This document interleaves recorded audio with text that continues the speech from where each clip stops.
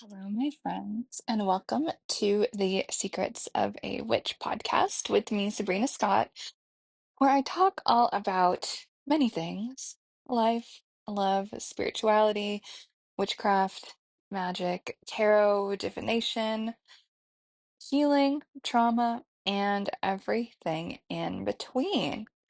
And for today's episode, I am just going to launch right into it and just get into the topic that I wanted to talk about today. So, today's topic is about rules, personal rules, and how sometimes it can be important to break our own rules. And sometimes when we do that, we get reminded why we had those rules in the first place. So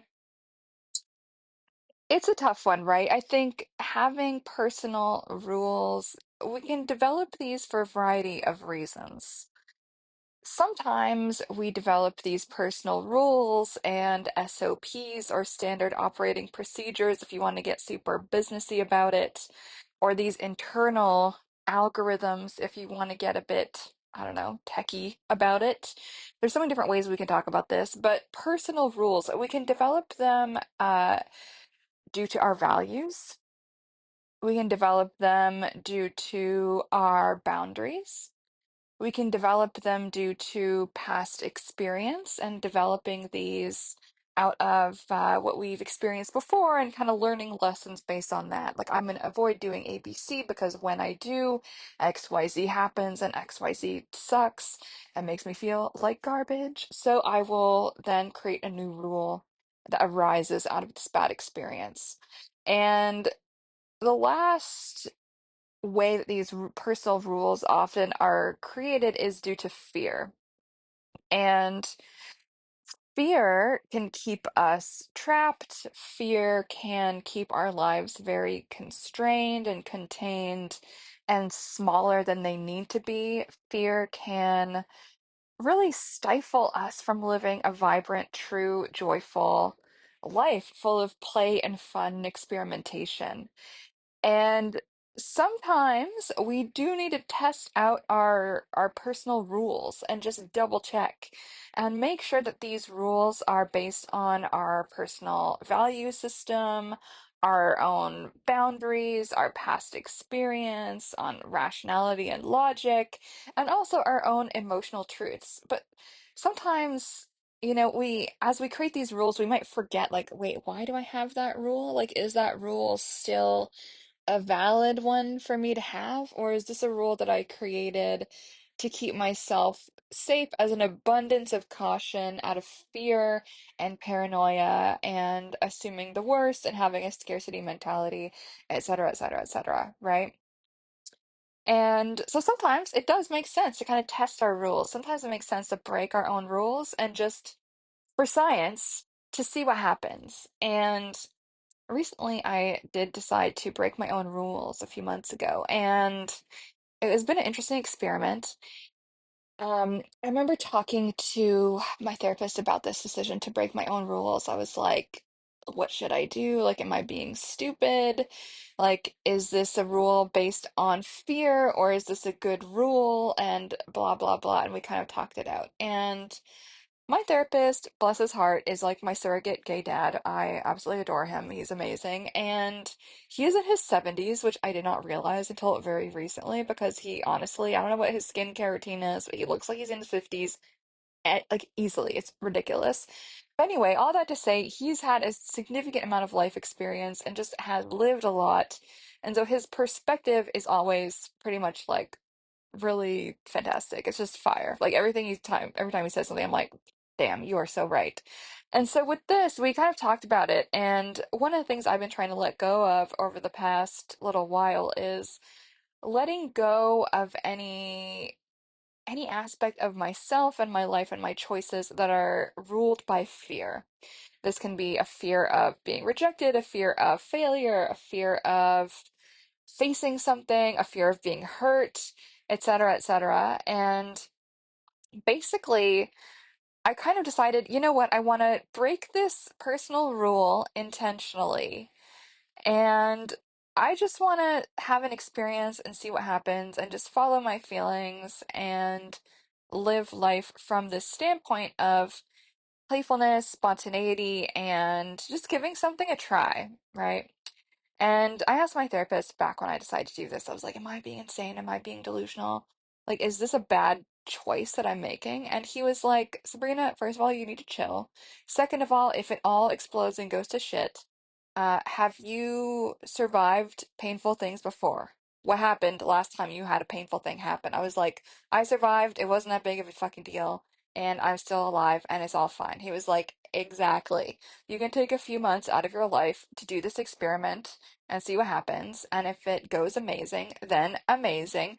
And if not, then okay, you had an experience, you experimented, you tried something, and maybe you'll go back to having that rule again moving forward. I was like, okay, reasonable.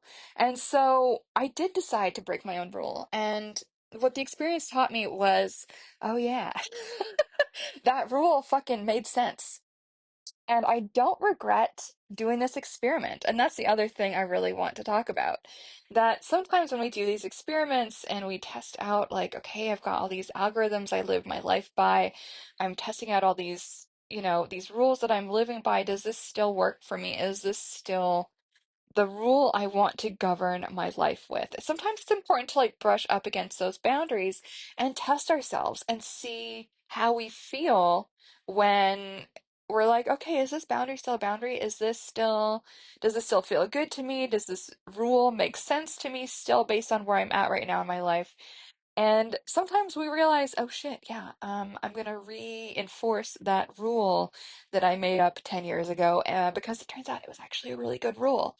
And sometimes we're going to bounce up against the rules that we set for ourselves a long time ago and realize, oh, you know what, this doesn't really fit who I am anymore. And so it does make sense in the interest of growth and expansion and not ossifying, not turning into bone and being super like hard for no fucking reason and not cutting ourselves off from any uh plasticity or evolution or dynamism. It's important, I think, to maintain a connection to that.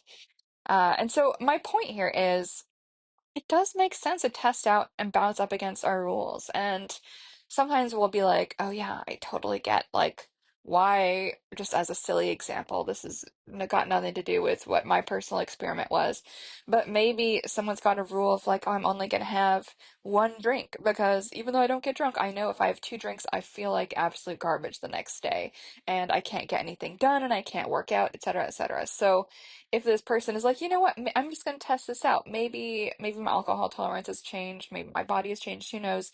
And then they do have two drinks and they do feel like absolute garbage the next day. They'll be like, oh yes, I have that one drink rule for a reason.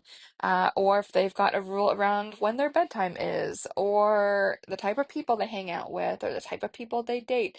Sometimes we do create these rules out of an excess of caution to keep ourselves safe, excessively so, and sometimes we can keep ourselves so excessively safe that we cut ourselves off from having an interesting, full, experimental, fun, playful life. And sometimes we create the rules because it protects us from fuckery. And so we do have to kind of test these out over the course of our life and just see if anything has changed. I think that's a completely reasonable thing to do because it is true that fear can impact our lives excessively. I do think there is appropriate fear that is very reasonable. And then there is fear that is a bit excessive that actually stops us from connecting with the part of ourselves that has the capacity to be nimble and interesting and in this dynamic dance with this beautiful thing called life and our own personal growth and our own personal evolution. So I do think that if we are not growing, if we're not changing for the better, then we are in a slow death spiral. And I just don't really wish that on anybody, to be honest. Like even my enemies, of which I don't know how many I have. I don't know. It's not something I think about. I'm kind of just being funny. But I do want everyone to grow and learn and expand and just expand their capacity for kindness and compassion and self-worth and all of this stuff. And when we just stay in this little walled garden that we build for ourselves, sometimes we actually cut ourselves off from the potential of experiencing, like, I don't know, new flowers or like new cool plants or just new experiences, if you're gonna take that metaphor to town. And so this is something I just think is really important to think about. Like, what rules have we created for ourselves due to fear? And what rules have we created for ourselves due to our values and moving towards an expanded sense of joy and emotional safety? And it can be really difficult at times to figure out which is which. And this is an experimentation process I really only would encourage for folks who have a certain degree of mental wellness. Like if you are in the newer stages of recovering from a very serious trauma, this experimentation is not something I would personally advise you do. Maybe wait until things have settled down and you have a bit more healing under your belt and you just feel a little bit more stable. But due to where I'm at in my process at the moment, it did make sense to kind of dip my toes in the waters and do something that I probably would not have done like 5 years ago, just to kind of see how it would go. And I feel like I learned so much, and I'm so grateful for that. And I am now reinforcing that rule that I broke. And I'm like, oh yeah, this totally makes sense why I had that rule. And I learned so much. And so this is the thing too, is like if you're able to approach this experimentation process with the idea that, okay, if you get disappointed or it doesn't go how you want it to go, that like, okay, well, I learned something, and so that means it was a valuable experience, and I got to have those experiences, and how great was that? I think that's a sign of a healthy mindset. But if you feel like, oh God, if this doesn't go how I want it to go, I'm going to be completely devastated and my whole world is going to end, then perhaps it is not the right time to do this kind of experimentation. And obviously, do your own thing. This is just kind of fun guidance and some contemplations that I want to bring you guys from my own life and my own journeys through my own process and my own growth. Because I do think it does make sense, right, to do this dance with ourselves. And I'm definitely not the same person I was 10 years ago. I'm not the same person I was 20 years ago. Obviously, there's some aspects of personality that have maintained themselves. It's just there's always this spark of who we are that I do believe pretty much stays the same. But our coping mechanisms, our mentality, our ways of forming relationships, our triggers, our lack thereof, all of these different things can and should change over time. If we're not growing, if we're not improving, then I think we do need to take a good, hard, long look in the mirror and just see, okay, what is going on here? And is there something that we can do better as we evolve in this beautiful thing called life? All right, guys, I'm going to leave you guys with that contemplation for now. Short and sweet little episode for you guys. So I'll leave you with some questions. What rules have you created for yourself that govern your life and your choices? Which of those rules are inspired by your own personal values? Which of those rules are inspired by past experience? Which of those rules are inspired by your own personal boundaries? And which of those rules are inspired by fear? So I'll leave you with that. See if you can't parse it out and see where all of your kind of internal algorithms come from. And maybe they all stay the same. Maybe you don't change up anything. I think that's totally fine. But I do think it is a worthwhile exercise to at least contemplate and spend some time with the rules that you've created to govern your own life. If I'm going to relate this to astrology, just briefly, it's really interesting because we have moved into a North Node Pisces and a South Node Virgo. And so South Node Virgo does mean we are, in some ways, being invited to let go of perfectionism, to let go of an obsessive, like, rule making, orderliness type of thing, and moving towards a space of dreaminess and play and emotion. So just something to think about as we are talking through, thinking through, feeling through boundaries, rules, and the ways that we govern ourselves and govern our behavior and govern our lives and the relationships that we engage in. Much love, my friends. Talk to you guys later. Bye.